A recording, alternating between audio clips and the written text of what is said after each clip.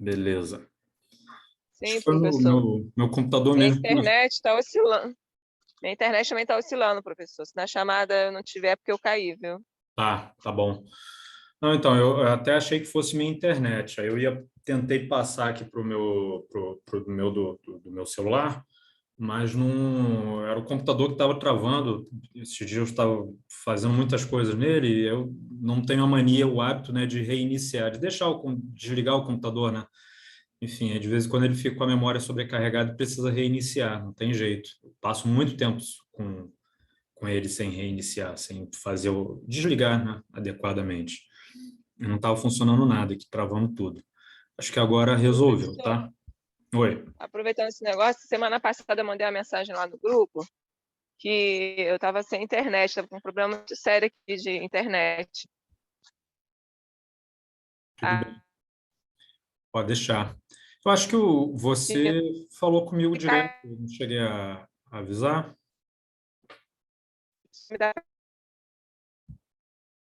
Tá falhando aqui para mim.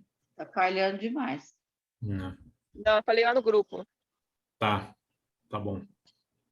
Bom, no ruim de tudo, qualquer coisa, depois você vê lá a sua Obrigada. frequência, enfim, né? Se passar batido aí, você me chama na chincha e eu verifico, tá? Tá, obrigada. Beleza. Gente, bom, vamos retornar aqui, dar uma acelerada. Eu estava falando, bom, hoje a aula é sobre marketing de serviço, né? A gente está falando sobre a ideia de prestar serviço. Eu queria muito assim que vocês tivessem uma perspectiva sobre isso, e que vocês conseguissem ter profundidade dentro da análise do que é a entrega de serviços. Independente do ramo que a gente esteja, independente se você é num segmento industrial, se é num segmento alimentício, enfim, qualquer que seja o segmento, você vai necessariamente, que tá gravando, você vai necessariamente entregar também serviço, tá? Então, assim, isso permeia, isso faz parte do nosso dia a dia. E, além de tudo, também a perspectiva de usuário, ou seja, nós também usamos serviços, né? E agora a gente está entrando num momento, como sociedade, num momento de ruptura. Eu tinha uma expectativa muito grande quando eu comecei a estudar inovação, né? Todo o caminho, processo de criatividade, métodos ágeis, enfim, acho que foi até com a Michele, acho que tinha mencionado que queria fazer, ou você já tinha feito algum curso nessa parte de métodos ágeis, né? A gente falou de design thinking. Eu Sim, fiquei com uma perspectiva muito positiva, né? Uma ansiedade muito grande para esse momento que a gente está vivendo agora. Lógico que a expectativa versus a realidade ela é um pouco diferente, né? Mas eu ficava imaginando como seria quando a gente chegasse na fase da quarta revolução industrial. Isso lá em 2012, né? Então falavam, o marco temporal era para 2021, entre 2020 e 2021, vamos entrar na quarta revolução industrial, né? A revolução do digital, do virtual, né? A gente vai passar aí o Kotler, né? Eu estudei, né? Dentro das faculdades lá de marketing, enfim, a grande referência era o Kotler, né? Para falar sobre marketing. Aí o Kotler relançou um livro, Marketing 4.0. Tem o 1, tem o 2, tem o 3, tem 4.0. E aí o 4.0 era do tradicional para o virtual, né? Quer dizer, do real, realmente, do físico para esse ambiente virtual. E aí eu ficava com uma perspectiva muito grande de como seria esse momento, né? 5G chegando e tal, quais seriam os impactos para a nossa vida. E aí, eu já comentei sobre esse livro com vocês, que eu assisti um vídeo chamado História das Coisas, que é um vídeo fantástico, eu recomendo sempre para todas as pessoas, em qualquer turma que eu esteja, eu posso estar dando aula de, sei lá, de negociação, eu vou falar para as pessoas assistirem a esse vídeo, né? Story of Stuff, que aparece no YouTube. Porque ele nos coloca, nos remete a uma profunda reflexão.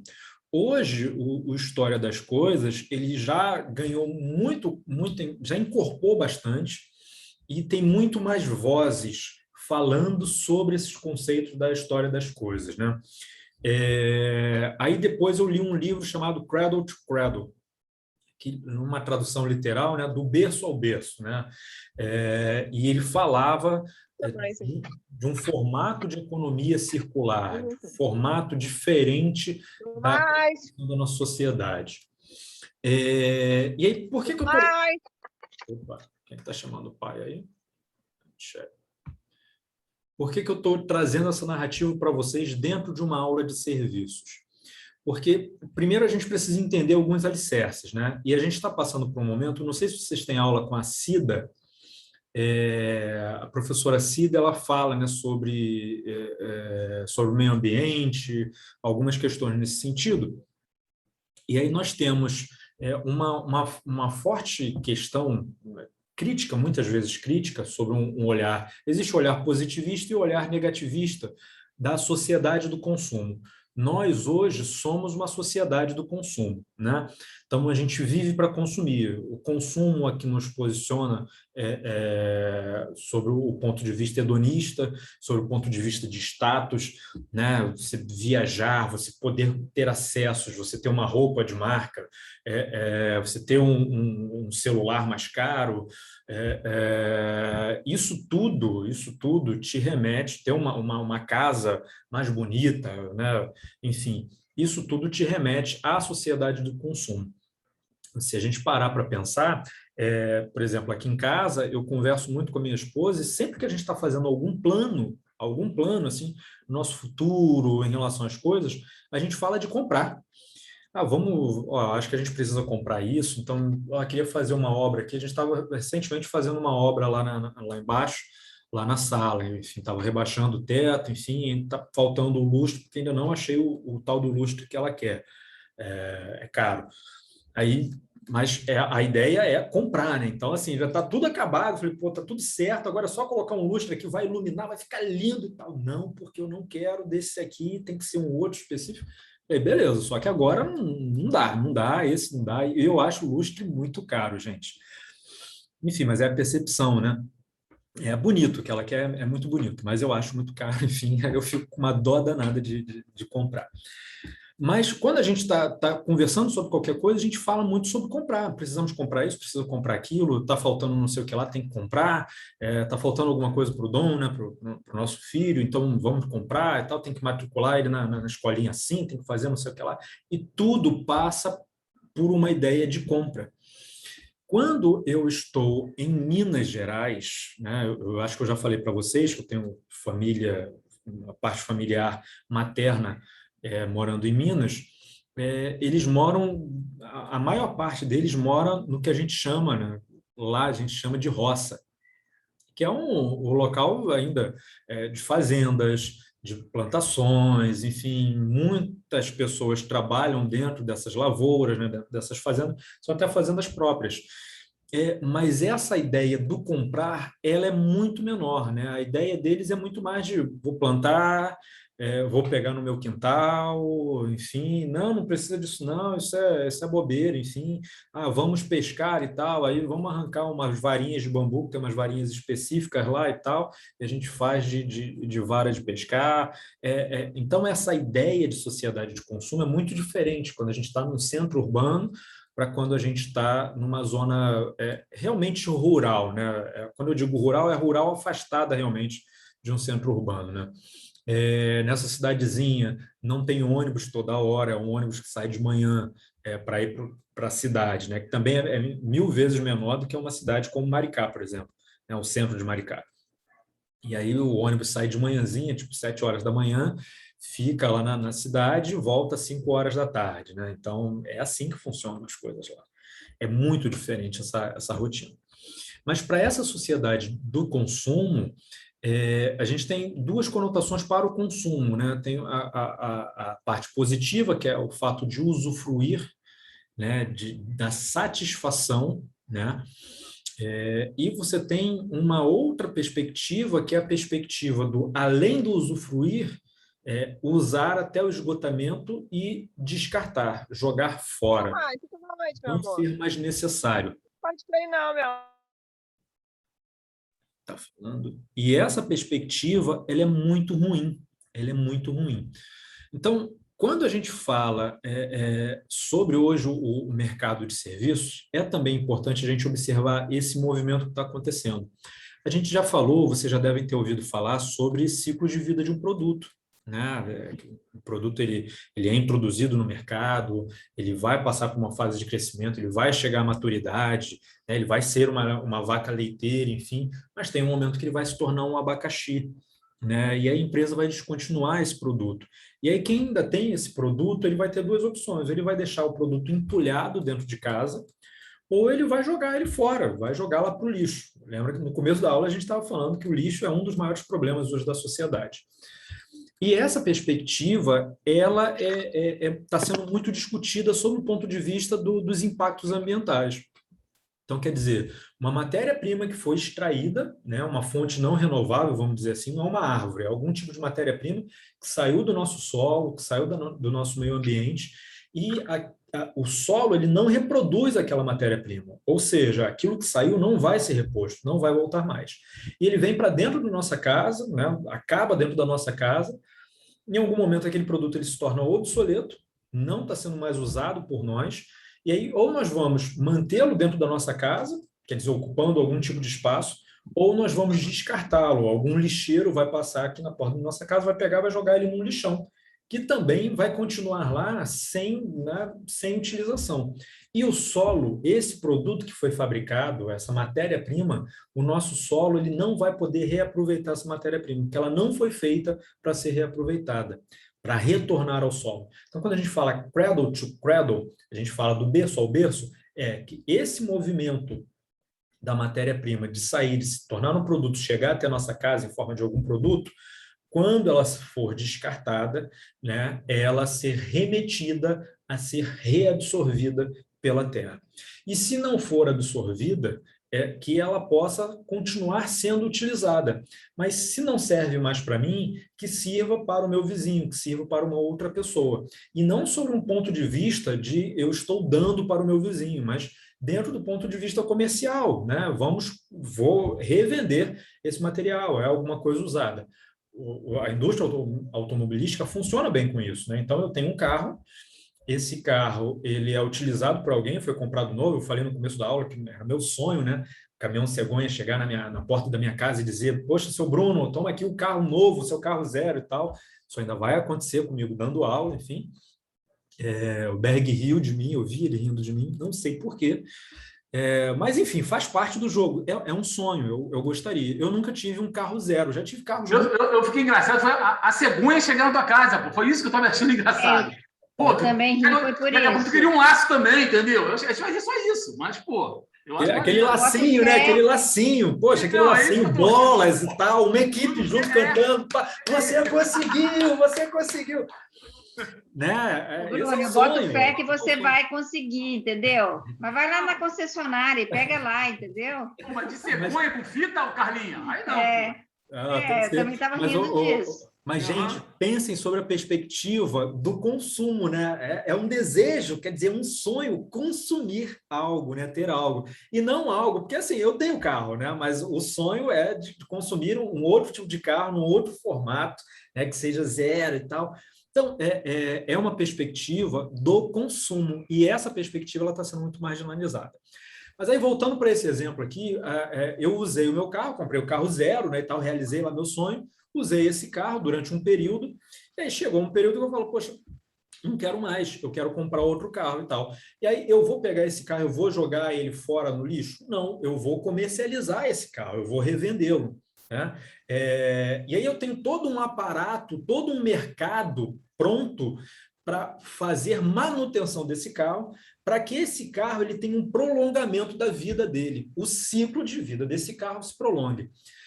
Teve uma matéria, foi no jornal Hoje, se eu não me engano, foi na segunda-feira, falando de um fenômeno que tem acontecido, que carros seminovos, estão subindo o valor de mercado. Apareceu, eles não mostraram a marca do carro, mas se eu não me engano, era um carro, um desses pequenininhos, eu não vou lembrar o nome agora, mas valorizou em 30% o valor de mercado dele. Ele era vendido por, sei lá, 50 e poucos mil, estava sendo vendido por quase 70 mil. Um carro seminovo. Aí olha só que loucura. Então, sobre esse ponto de vista, sobre esse aspecto, a gente vê um prolongamento de uso desse produto. Então, assim, usar e descartar, ele não está mais sendo tão bem quisto, né? Tão sendo bem aceito, até porque a gente está no modelo linear, mas a gente está migrando para um modelo circular. Esse modelo circular, ele prega, dentre outras coisas, que os produtos, que uma vez que a matéria-prima ela seja extraída, né, que ela possa ficar sendo reutilizada, passando de mãos em mãos, para que o nosso planeta não pereça, né? Porque ele vai perecer se a gente mantiver esse ritmo. Então, é muito mais profundo que isso. Se vocês ainda não estudaram sobre isso, vocês vão estudar, tá? Isso vai fazer parte da grade de qualquer curso, inclusive. Vocês vão entrar nisso. Eu não posso avançar muito, mas tem essa ideia. Então, a ideia da economia circular perpassa por isso. E aí, gente, se a gente começa a refletir um pouquinho mais sobre esse ponto de vista de um produto, bom, ele foi fabricado, né? Eu preciso que depois a matéria-prima ou ela seja reabsorvida, ou eu possa, e aí eu também preciso pensar no prolongamento do ciclo de vida desse produto. O que eu vou fazer? Eu preciso sair de um modus operandi, onde a nossa ideia seja o pertencimento à propriedade de algo, a propriedade, então, estou falando de compra, comprei e adquiri um bem, para a usabilidade de um produto. Então, a gente sai da propriedade para a usabilidade. O que é a usabilidade? Eu preciso ter um carro hoje para andar de carro? Não, eu posso alugar esse carro. Eu posso chamar um Uber, ok? Então, a propriedade não é minha. Eu estou pagando para usar o bem de outrem, que seja de uma empresa ou que seja de um terceiro. Essa perspectiva é uma perspectiva de tendência, que muito provavelmente ela vai se consolidar em diversos outros segmentos. Eu estou trazendo aqui uma perspectiva de uso de carro. Mas, por exemplo, eu falei mais cedo também sobre a perspectiva de um imóvel. Então, eu quero viajar, né? Eu não estou dizendo que nós vamos deixar, não sei, né? Vamos deixar de ter a casa própria. Mas aquela casa de campo, aquela casa de praia, aquele cantinho que talvez a gente vá viajar e tal, eu deixo de ter aquele lugar que vai ser em Maricá, por exemplo, para estar espalhado por todo mundo. Ou seja, eu quero viajar para algum lugar, mas hoje eu não quero ir para Maricá, eu quero ir para Arraial do Cabo, eu vou lá num aplicativo, Airbnb ou qualquer outro, vou escolher, seja uma casa, um albergue, qualquer coisa, né, que possa me abrigar e vou passar aqueles dias lá. O meu custo efetivo, né, ele vai diminuir. Notem o seguinte, para quem tem carro, quanto tempo o seu carro passa rodando, ligado, em movimento, e quanto tempo o seu carro passa parado? Essa perspectiva é uma perspectiva de algo finito. Esse modelo não pode continuar. Então, a gente precisa fazer com que esse carro ele passe mais tempo ligado. Se eu comparar o meu carro, que é para uso pessoal, com o carro de alguém que é motorista de Uber, por exemplo, quem é que tem uma média de carro ligado mais tempo? É lógico que é o Uber. Né? Então, esse é um modelo migratório, é um modelo da prestação do serviço. Aí a gente chega no serviço. Por quê? Se a gente deixa de ter propriedade das coisas, se nós deixamos de ter propriedade e a gente passa a usabilidade deles, ou seja, não é mais meu, eu alugo por momentos, por dias, por meses, sabe? A gente vai ter a prevalência de serviços sendo prestados.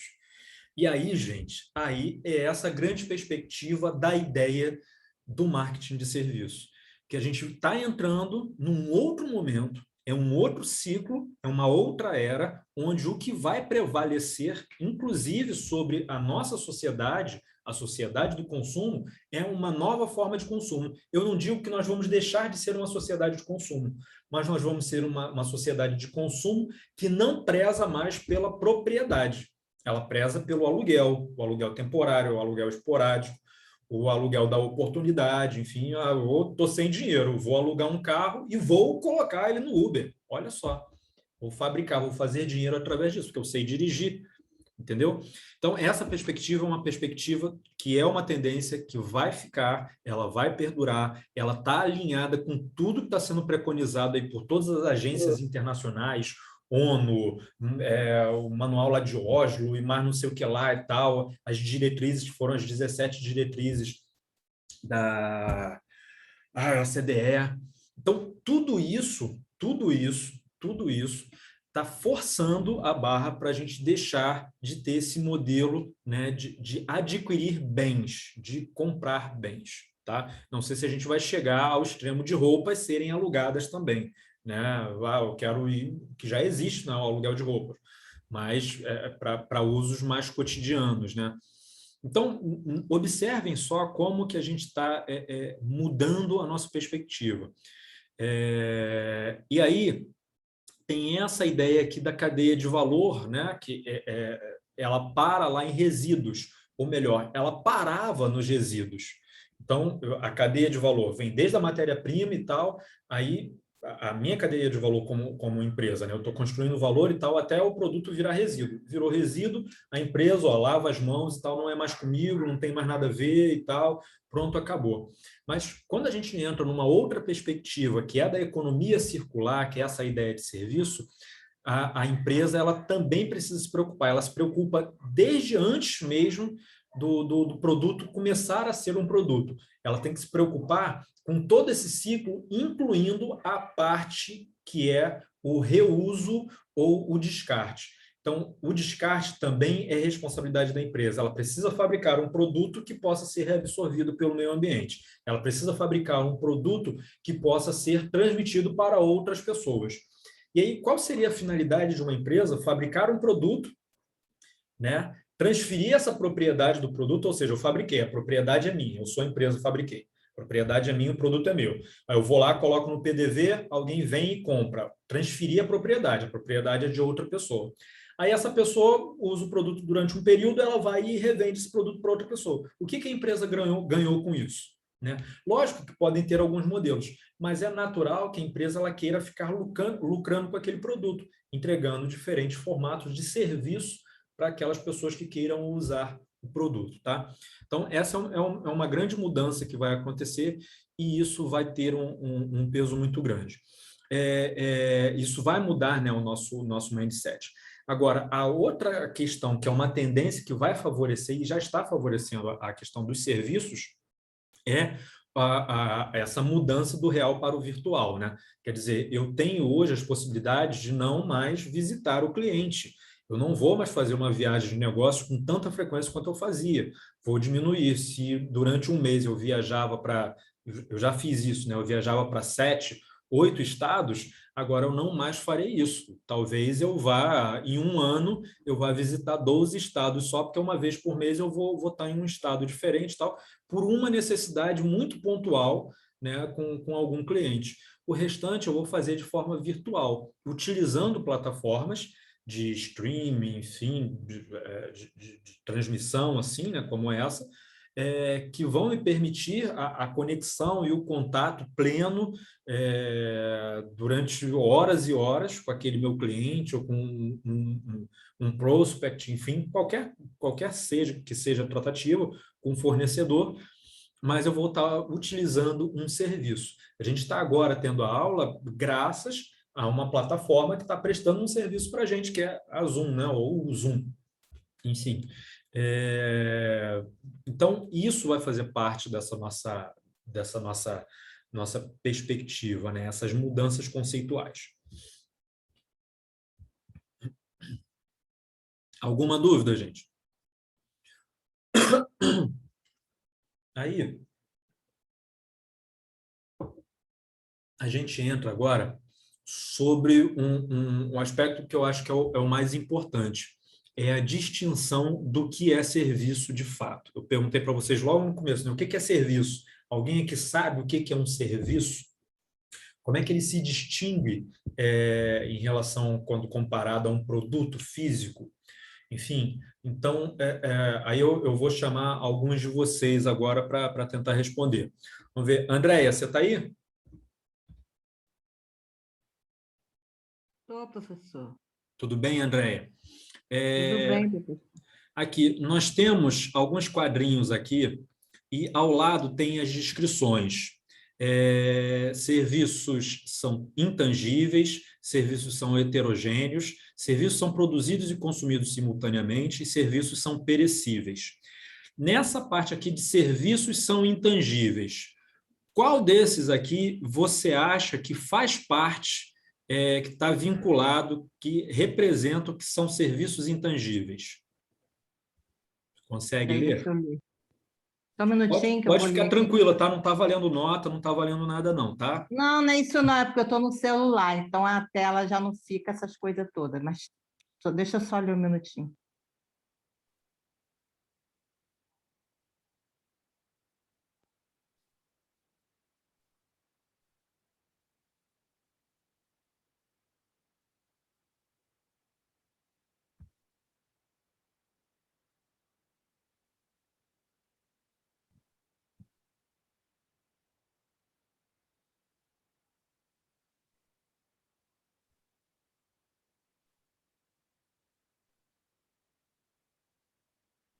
Seria, não podem ser estocados nem patenteados, difíceis de serem exibidos e comunicados.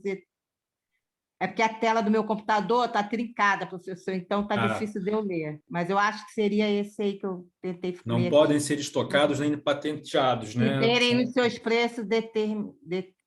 E terem o seu preço determinado. É exatamente isso. Exatamente isso, tá? Muito obrigado. Então, gente, olha só, uma perspectiva dos serviços, né? O serviço, eu não seguro o serviço, né? Eu não pego, eu não apalpo, eu não toco um serviço, né?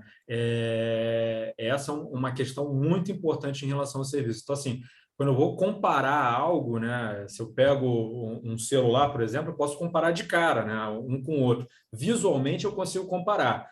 Olho para um celular, vejo o modelo dele, olho, falo, poxa, legal, achei aquele bonito. Aquele ali que é a cor vermelha, caramba, adoro cor vermelha e tal, ficou muito legal. E aquele outro já não gostei e tal. Isso você pode pegar, né? Aí você vai lá ver. E eu gosto de celulares pesados e tal, não gosto de celular levinho. Você vai, pega um, pega outro. Esse aqui é bem mais leve, eu acho que esse daqui é melhor para mim. Enfim, então a diferença, né, para você, até no processo de escolha, quando você está comercializando um produto e quando você está comercializando um serviço, ele perpassa por esse tipo de situações, né? Como é que você faz para escolher algo que você não toca, algo que você tem dificuldade de enxergar, algo que você não consegue ver funcionando efetivamente, né? Quero ver um carro aqui, pego o carro, eu gosto de carro que corra. Entrei lá numa estrada aberta e tal, acelerei, o carro rende muito bem. Beleza, né? Quero um carro grande, espaçoso, quero um carro alto. E aí tudo isso vai se somando às características que você preconiza como sendo melhores, né, em relação a algo que você esteja comparando. Agora, serviço, você tem essa dificuldade. E você não tem estoque, né? Isso é algo muito, muito, muito tenso. Porque assim, como é que eu faço para fazer uma previsão de demanda se eu não tenho estoque do meu produto? Eu prevejo vender 500 licenças aqui desse serviço aqui. Mas e aí, gente, como é que faz para dimensionar isso? Que volume de trabalho isso vai me trazer, né? Como é que a gente discute isso? Deixa eu chamar mais alguém aqui para dar uma olhada aqui. O Ariana. Tá aí? O Ariana Narciso. Estou sim, professor. Tudo bem? Tudo bem. Aqui, você viu lá o vídeo da correção da prova? Professor, eu não vi não, porque eu estou doente, professor. Tá doente? Tá dodói? Melhor. Você quer participar ou vai passar a vez? Não, lá? Acho que dá para participar. Então, Eu acho que é isso, né? tá bom. Serviços são heterogêneos. Qual que você acha aí que se enquadra nesse item? Eu acho que é porque eu também estou na tela do celular, mas eu acho que é esse de cima, clientes. Deixa eu virar aqui para ver se eu consigo. Clientes participam, interferem. Eu acho que é. É porque não está dando para eu ler aqui direito. Tá. Errei, né? Não tem certo e errado, não, fica tranquila, tá? A ideia do serviço ser heterogêneo, eu vou fazer a leitura aqui. Eu esqueci que vocês com o celular é mais difícil realmente para fazer leitura, né? Enxergar a tela direitinho. Então, ó, altamente dependente das ações dos funcionários, né? Sujeitos a fatores incontroláveis, incerteza quanto à execução corresponder 100% ao planejado e divulgado. Então, assim, eu tenho um processo de entrega, mas são tantos fatores que demandam para você fazer a entrega de um serviço, para você formatar um serviço. Primeiro que são os fatores das pessoas, né? Então, assim, meu estado de humor, ele impacta a minha percepção se está bom, se está ruim. Eu posso ser mais crítico ou menos crítico, dependendo do meu estado de humor, né? Então, isso tudo afeta a ideia do desempenho ou do desenvolvimento daquilo que eu vou entregar para o meu cliente, tá? Meili está aí? Meili? Oi, sim, Bruno. Tudo bem? Tudo bem. Vamos lá. Você está no celular também? Quer participar? Serviços Não, pode produzidos ser. e consumidos Pode ser. simultaneamente. Qual que você acha que é?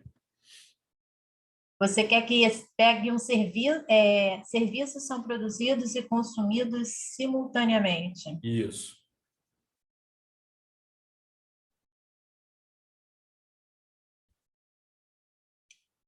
Eu tenho que linkar com esse lado direito? Isso. Uma dessas opções aqui, faltam duas, né? Está entre clientes participam e difícil sincronização. Eu acho que é a clientes participam e interferem. Eu acho que é esse. Acho que é essa. Vamos ver. É verdade, essa daí. Então, os clientes eles participam e interferem, né? Os funcionários o afetam, né? Uma difícil produção em massa. Eu não consigo fazer estoque, é muito difícil de eu entregar um bom serviço em massa. Outro dia, eu não lembro se foi com vocês que eu comentei, a gente estava falando sobre as empresas que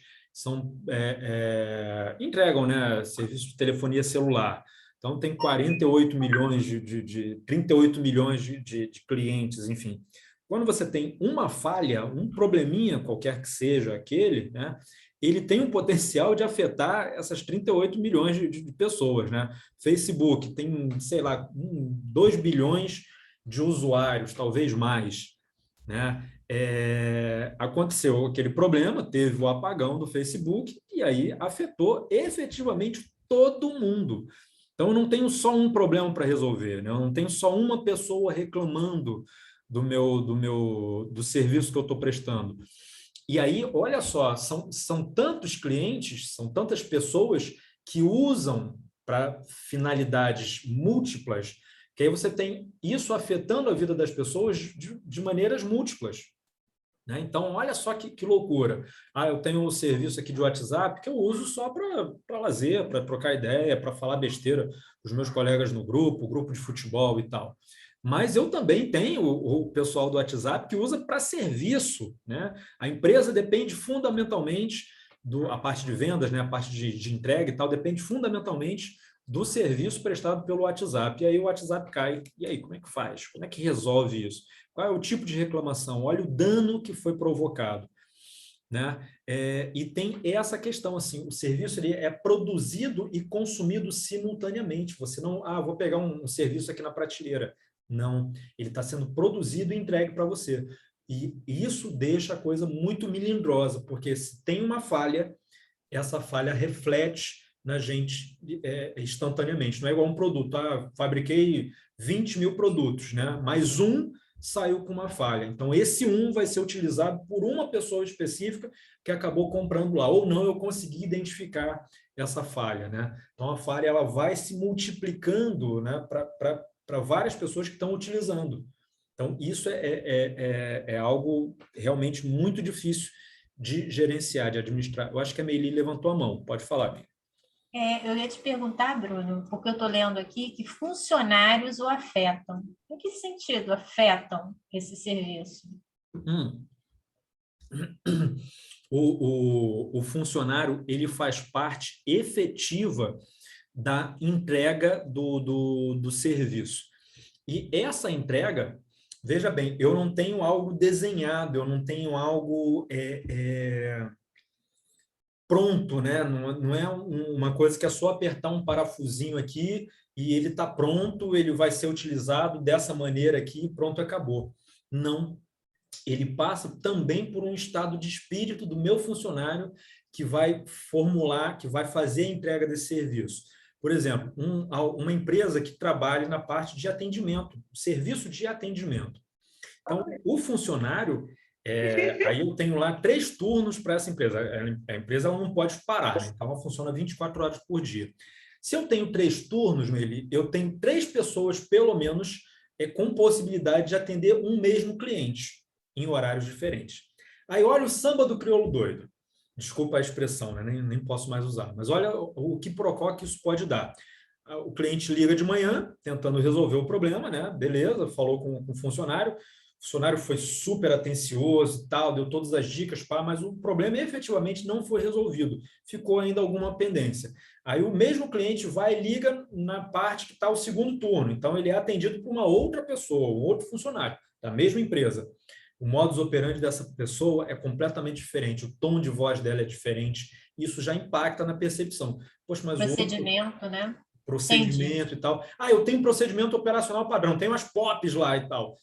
Mas você percebe que mesmo tendo as POPs, o fator emocional ele vai impactar no atendimento efetivamente daquele cliente por parte de um funcionário e muitas vezes impacta, sabe? Aí tem empresas... A gente sente até na voz. Exatamente.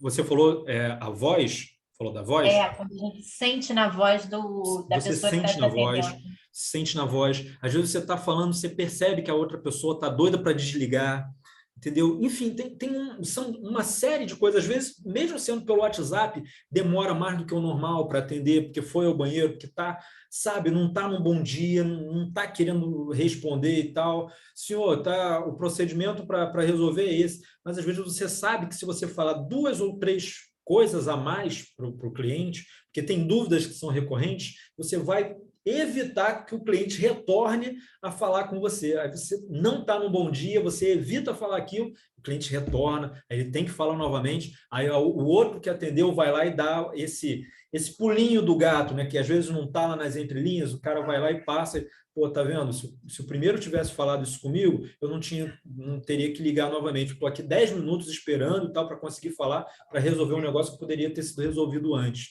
Olha a percepção sendo impactada aí.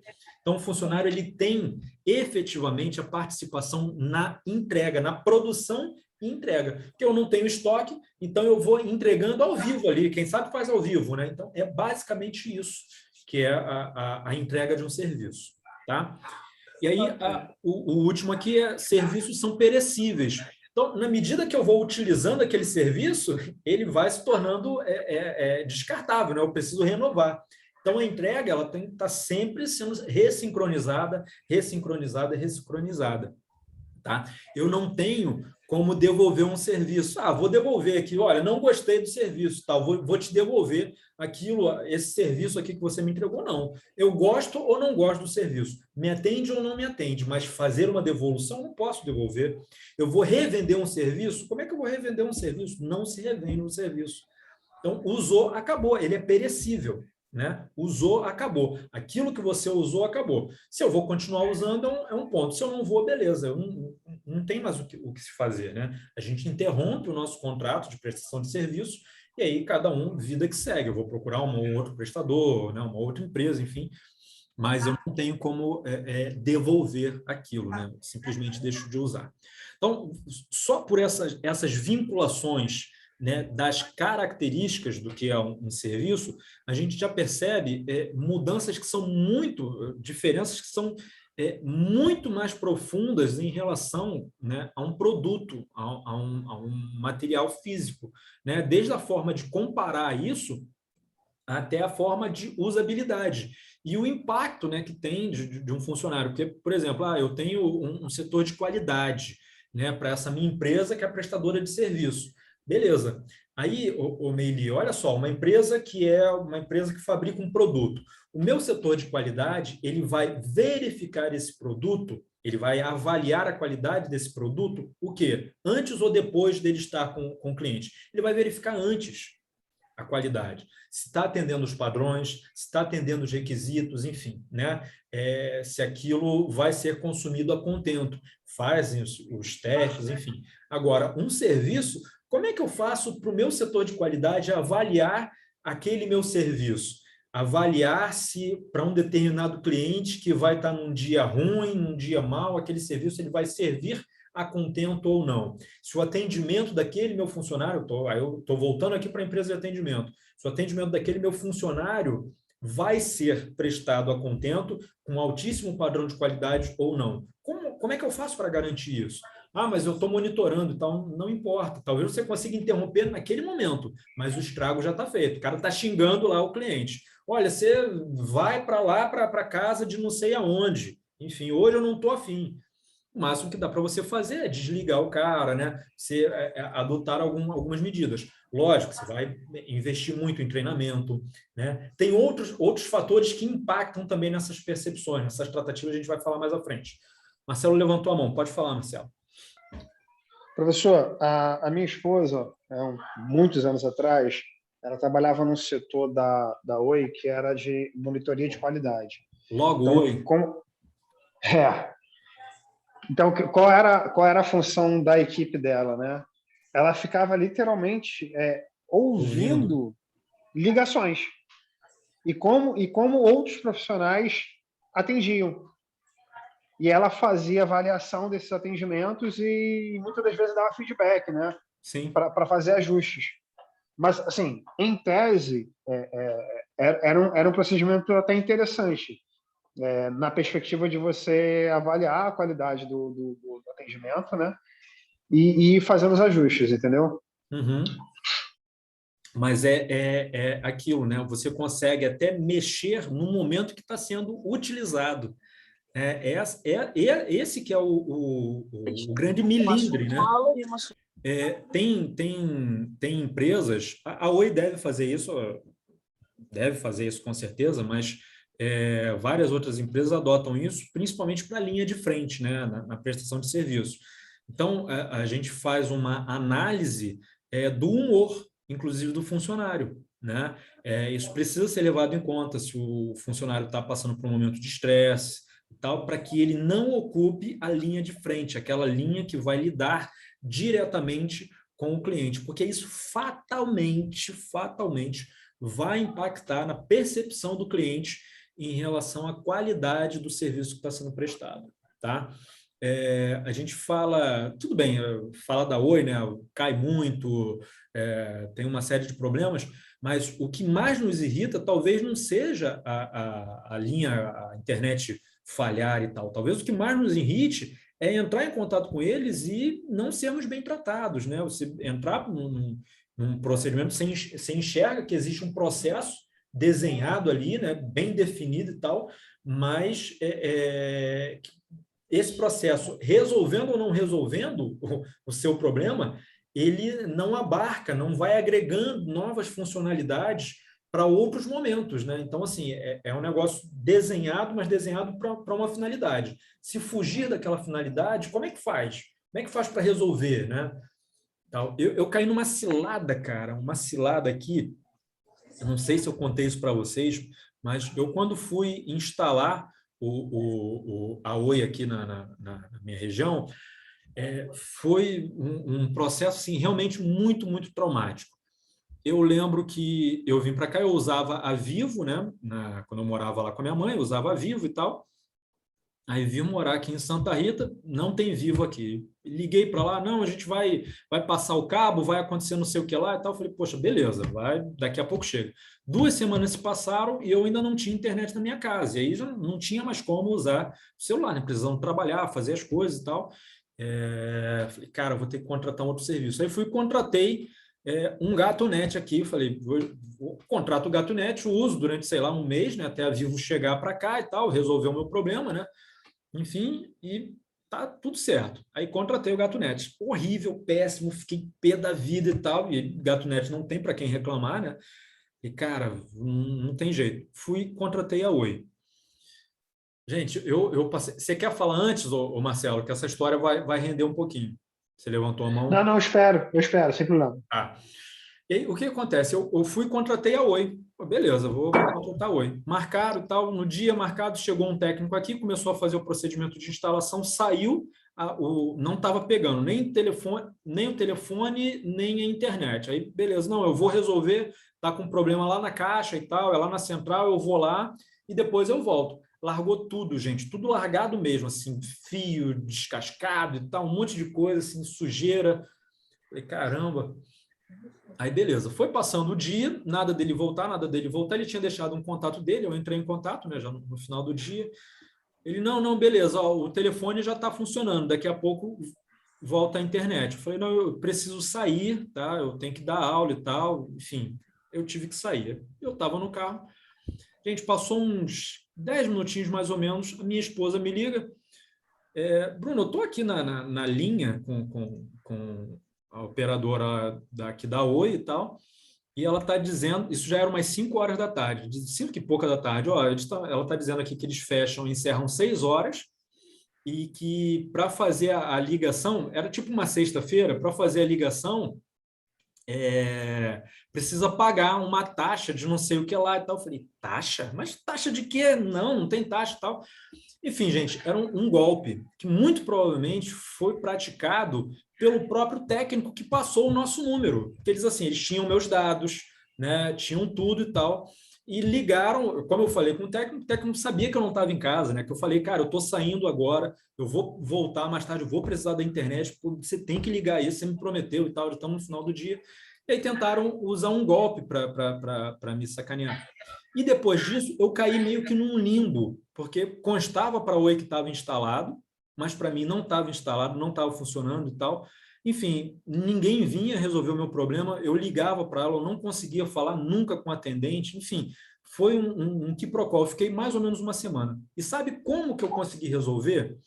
Eu estava tão estressado que eu peguei uma marreta, quebrei estou gravando isso, né? Nem posso falar. Mas, enfim, eu quebrei o meu modem, quebrei mesmo, espatifei ele e tal. E aí, porque uma das opções era se o modem estivesse dando problema, né? Aí eu fui e liguei para eles e disse que não reclamei de falta de ligação nem nada, reclamei que o meu modem estava ruim. E aí eles tentaram fazer os testes, viram que não estava funcionando e tal, e mandaram um técnico, né? E aí o técnico não foi nem bobo, nem besta de discutir comigo, dizendo que eu tinha que comprar. Enfim, mas aí já é uma outra história. Mas, assim, foi um Deus nos acuda. E como eu caí num processo, um procedimento talvez não previsto por eles, não tinha solução, gente, para o meu caso. Notem, não tinha solução. Eu fiquei uma semana inteira ligando para eles todos os dias, de manhã, de tarde, de noite e tal, sem conseguir que alguém resolvesse minha situação, sem que alguém pegasse, vou levar para um supervisor, vou levar para para uma outra esfera, para verificar a possibilidade de resolver aquilo que está acontecendo com você. Não tive isso. Então, notem a dificuldade, né? Aí a gente está falando de uma empresa que tem 30 e poucos milhões de clientes e tal. O meu caso é um caso muito pequenininho, muito fora da curva, e talvez não valha a pena desenhar um procedimento operacional padrão para esse tipo de reclamação minha. Tanto que eu resolvi o meu problema classificando o meu problema numa outra situação, que aí sim estava prevista dentro dos procedimentos deles.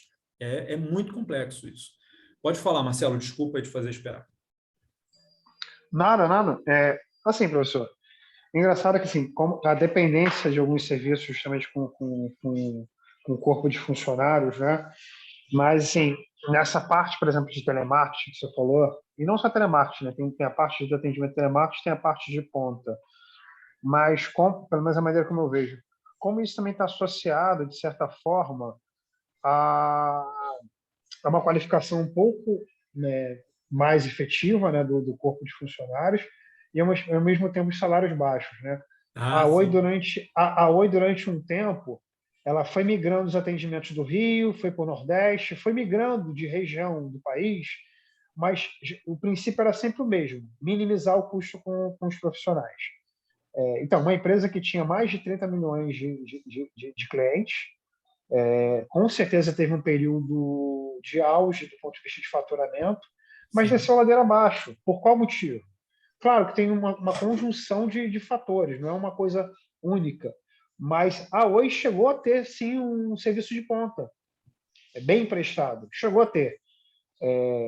Mas, assim, teve uma política, de repente, de contingenciamento de gasto para aumentar, de repente, margem, e acho que pesou um pouco a mão e não teve ali o bom senso do equilíbrio, né? Até onde eu vou maximizar e até onde, de repente, eu tenho que diminuir essa minha margem, mas para garantir uma qualidade de serviço e que a referência da empresa seja de uma boa prestadora de serviço.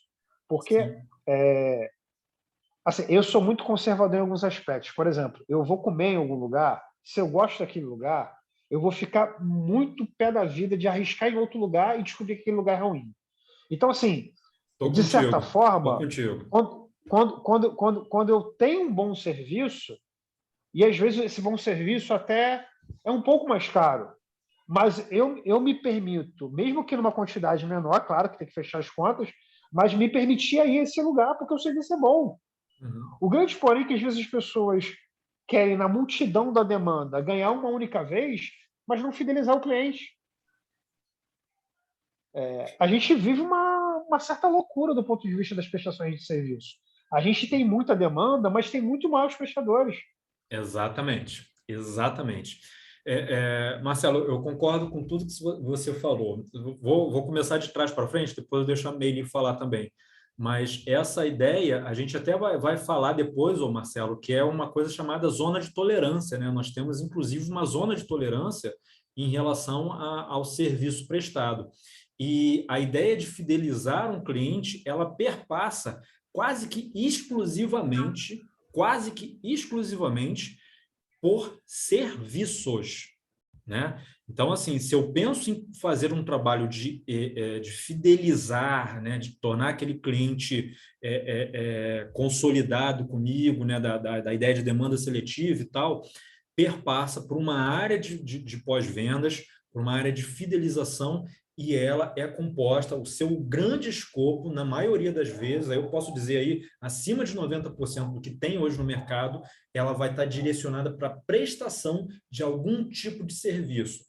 Seja um serviço de suporte, um serviço da jornada do cliente. Já ouviram falar disso? Qual é a jornada do cliente? Então, não, calma aí, eu sou da área de jornada do cliente. Então, quando o cliente adquire um serviço meu, um produto e tal, eu tenho uma área que vai falar, vai dar as boas-vindas, vai explicar, vai educar o meu cliente a utilizar bem aquele produto ou aquele serviço. Outro dia, gente, eu estava prestando consultoria, era para uma área, era até área na parte de educação, né? Queria franquear um curso, enfim, né, na área militar, pré-vestibular e tal, enfim, eles tinham uma plataforma lá que era a plataforma que atendia eles. Aí, beleza, então vamos ver aqui a plataforma. Não, a plataforma não tem integração, não tem API, não funciona assim, não funciona assado, ela é muito boa nisso, tal. Não, gente, não dá. A gente vai aumentar exponencialmente o número de pessoas, a gente vai precisar ter franqueados e tal. Como é que eu vou ficar com uma plataforma dessa que não integra com ninguém, não faz isso, não faz aquilo? Não, de jeito nenhum. Vamos substituir, vamos pesquisar e conversei lá com a área técnica, enfim. Pesquisa aí no mercado, a gente precisa de uma plataforma assim, assim, assado e tal, ver quais são os diferenciais, vamos verificar preço, beleza. Então, tá a demanda lá, né, para aquelas pessoas. Enfim, por um acaso, só por um acaso, antes de romper o contrato, já tínhamos decidido, escolhido a outra plataforma que era muito melhor e tal, não sei o que lá. Como falamos com o provedor que a gente ia romper o contrato, tinha algumas cláusulas lá e tal, aí o provedor resolveu querer saber o porquê que a gente estava deixando a empresa, né, e tal. Aí, tá, isso aqui a gente faz, isso aqui a gente também faz, isso aqui, tem essa funcionalidade aqui, mas tem isso aqui também que vai servir para vocês. Vocês precisam disso, a gente faz isso aqui também. Gente, por que cargas d'água? Eu, como usuário, eu não sei que vocês têm esse serviço aqui, naquilo que você está me entregando dentro desse software. Então, nota só, olha só a dificuldade. Eles poderiam ter perdido um cliente e talvez tenham perdido vários outros clientes, porque não tiveram essa preocupação de educá-los a utilizar em plenitude, ou pelo menos, né, está sempre fazendo uma reciclagem, porque agora você está comprando esse pacote aqui, beleza, esse é o pacote que você comprou. Mas assinamos um contrato, minimamente eu tenho todos os meios de contato com o meu cliente. Eu não posso mandar alguns digestos, algumas informações por e-mail, por WhatsApp, por sei lá por onde, fazer um contato de vez em quando com o meu cliente para dizer para ele que eu tenho atualizações, que eu tenho formatos novos, para verificar como é que anda o funcionamento da empresa dele e tal, e poder sugerir novas opções para ele. É uma falha da empresa, né? E isso impactou na minha percepção. Cheguei de fora e tal, beleza, vou entrar na sociedade e tal, mas não, calma aí, assim, com isso aí não dá. Aí, de repente, servia e muito bem, não precisava trocar. É uma falha. Meili, pode falar.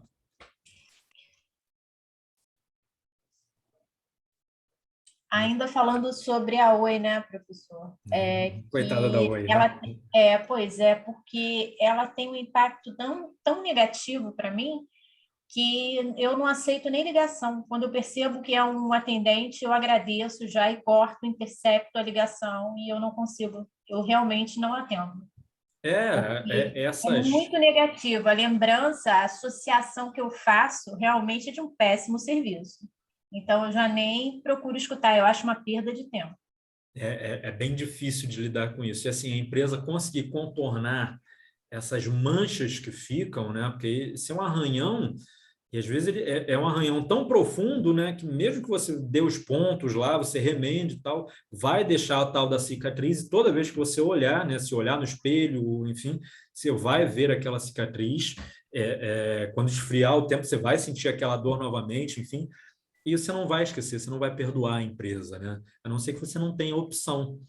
Mas isso é muito ruim, né? E olha que a gente está falando de um mercado que não tem tantas opções assim, né? Eu levei o meu dinheiro para gastar em outro provedor, né? Pois é. É aquela velha história. O poder é meu, o dinheiro é meu. Exatamente. Né? E tem que fazer isso valer. Eu levei o meu dinheiro para gastar em outro provedor. E até hoje faço isso. Tem que fazer isso valer. Ô, Bruno. Oi. Na verdade, essa situação do cliente aí, as empresas têm que procurar fazer justamente isso. Entender o cliente para que você possa criar experiências justamente ao cliente, né? Para que você possa caminhar melhor. Acabou que eu não concluí até o ponto que você tinha falado, que foi logo no começo que você falou de treinamento e a parte de remuneração. Então, assim, o que acontece? Quando a gente está fazendo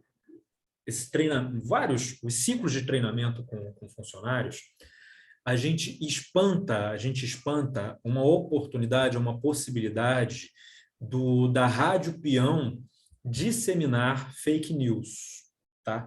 Por que eu estou dizendo isso? Tá? Eu estou dizendo isso com experiência muito, muito particular, muito pessoal, assim, das minhas andanças, visitando empresas, enfim. Porque o funcionário ele acaba tendo contato com outras esferas da empresa, né? Depende também do formato que você dá para o treinamento. E, além de tudo, os treinamentos eles também precisam passar por um molde motivacional, né? Então, quando você consegue trazer essa característica de motivar, né, você tem um impacto na produtividade direta do funcionário, e aí você tem esse impacto, né, de dar uma oportunidade, de repente, para ele tirar algumas outras dúvidas.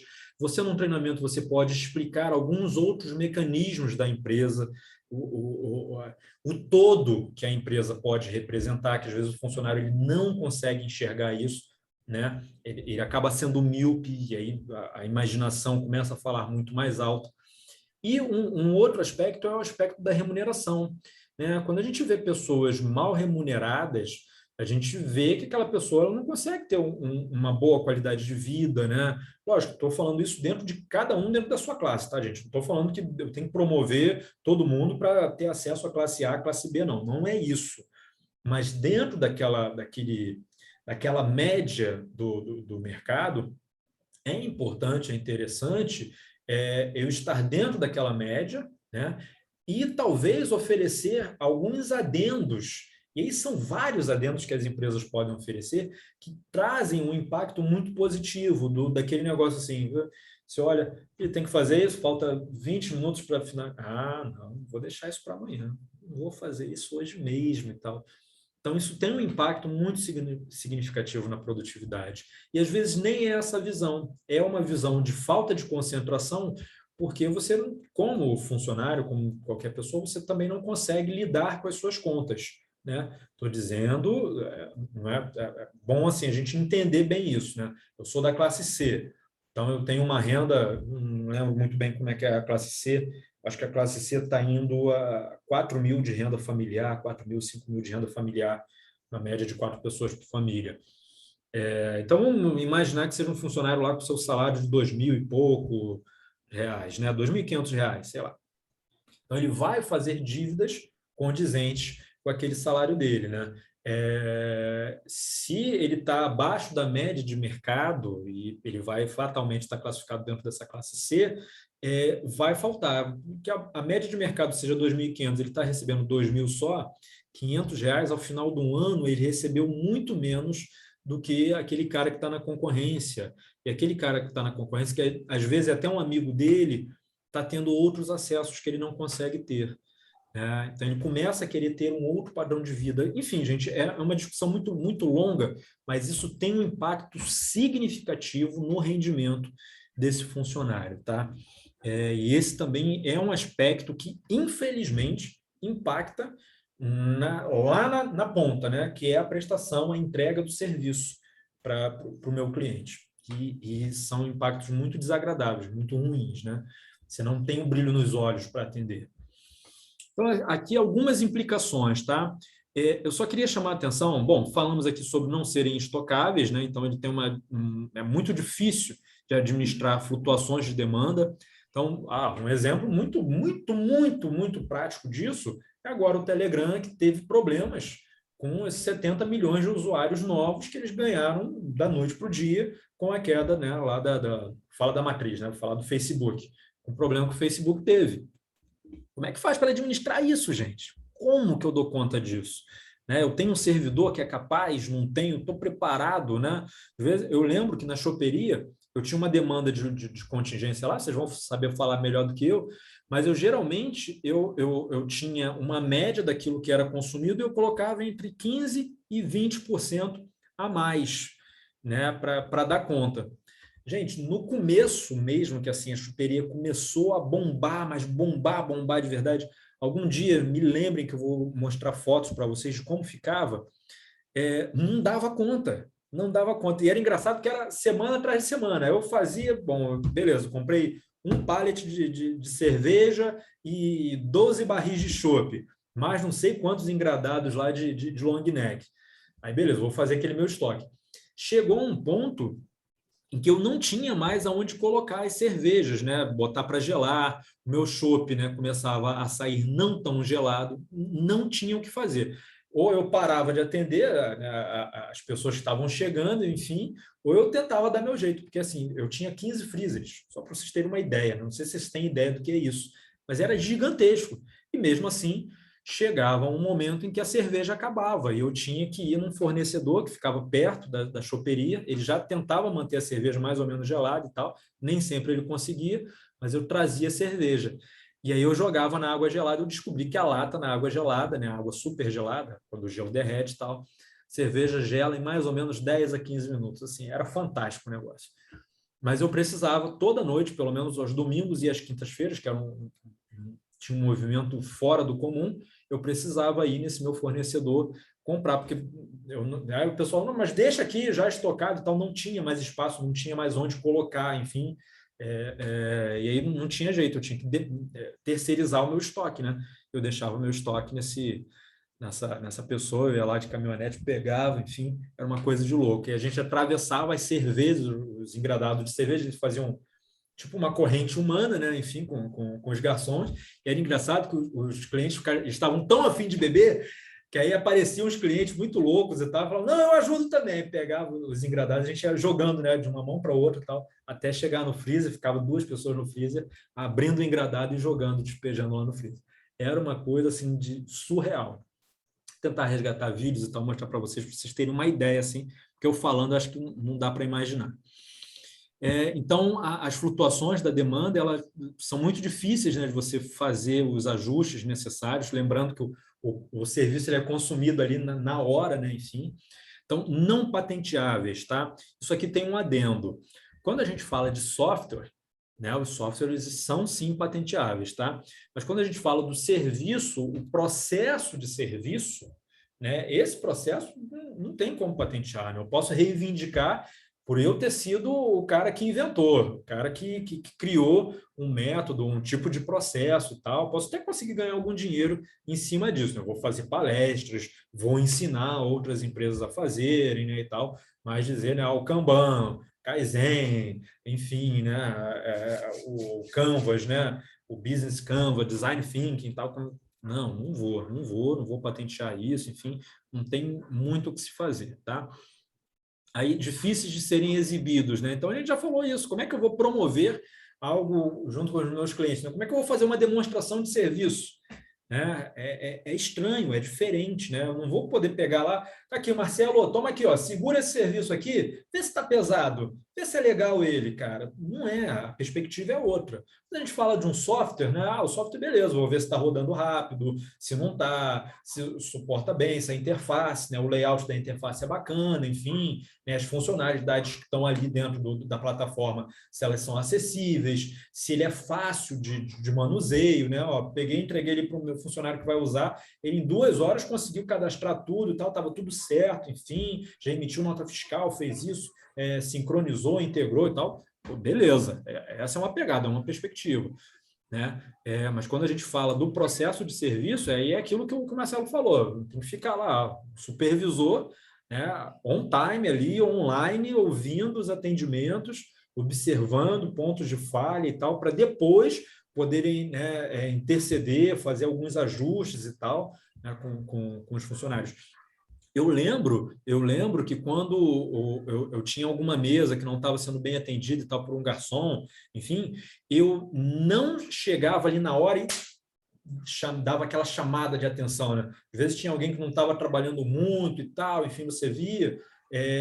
Eu tinha todo um cuidado para chegar no meu garçom, e geralmente eu fazia isso depois que encerrava o expediente, porque eu notei que primeiro que eu estava no calor do momento, que eu atendia também, né? Eu ficava lá vendo as coisas acontecer, e aí, muitas vezes eu era ríspido, e a produtividade do cara piorava, porque aí o cara ficava com a cara fechada, amarrada. Imagina, você é cliente, está chegando a primeira vez no ambiente, né, no restaurante, tal, chega lá e vem o cara, boa noite, o que você quer?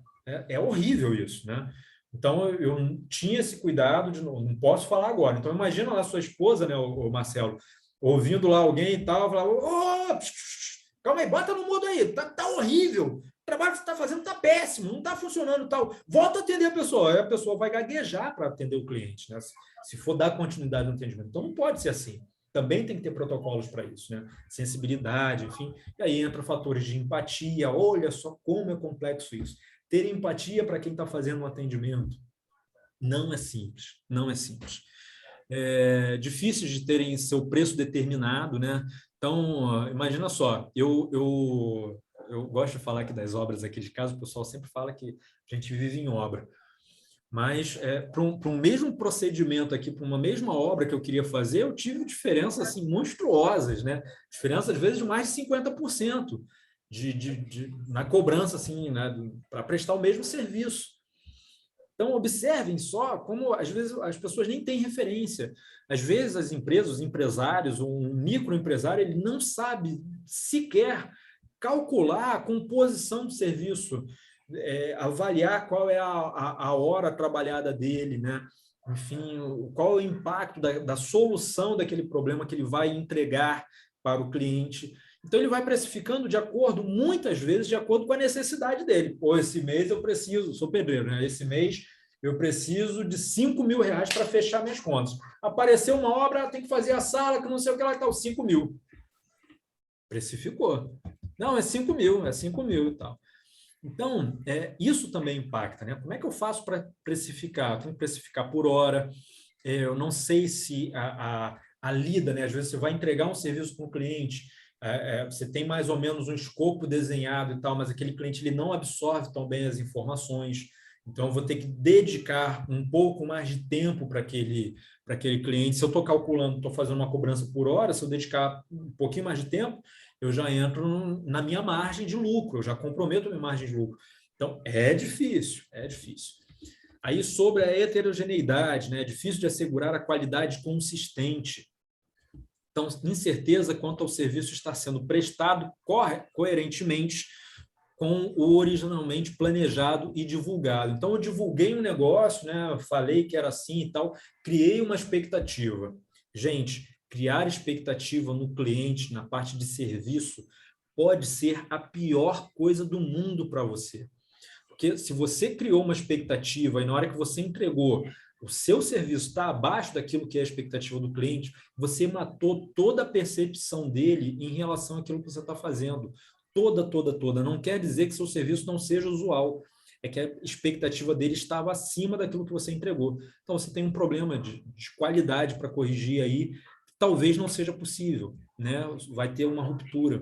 Ou o cliente vai se contentar que o serviço que ele esperava não é aquilo tudo, olha só, não é aquilo tudo, né? E vai continuar contigo, ou ele vai romper e vai para outro que vai entregar talvez um serviço no mesmo nível que você. Mas a percepção dele, a expectativa dele já se ajustou ao que o mercado oferece. Então, uma lacuna é um risco muito grande. Tá? Essa ideia a gente já falou, né, de simultaneidade na produção e consumo, foi o que a Meili perguntou, né? Então, estou consumindo ali ao mesmo tempo que eu estou entregando o serviço, né? Então, quer dizer, estou produzindo um serviço, entregando ao mesmo tempo, em tempo real, para o meu cliente, e em algum momento isso pode ter falha, então uma linha muito tênue, né? A ideia de perecibilidade, é impossível de estocar, não dá para devolver, não dá para revender o serviço, então são coisas que são difíceis de administrar. Alguma dúvida, gente? Não? Não. Só na prova. Na prova. Gente, como é que foi a prova? E aí, vocês viram o vídeo da correção? O que vocês acharam lá da prova? Estava tranquilo, não estava tranquilo? Estava tudo lá no... Tá tranquilo, né? Você deu uma puxadinha, né, Bruna? Oi? Você deu uma puxada, né? Dei uma puxada? Deu sim. A gente teve que pelo menos para mim, eu demorei bastante para entregar minha prova. Gente, assim, vou até... Calma aí, deixa eu parar de gravar. Inclusive, professor, tinha uma questão, uma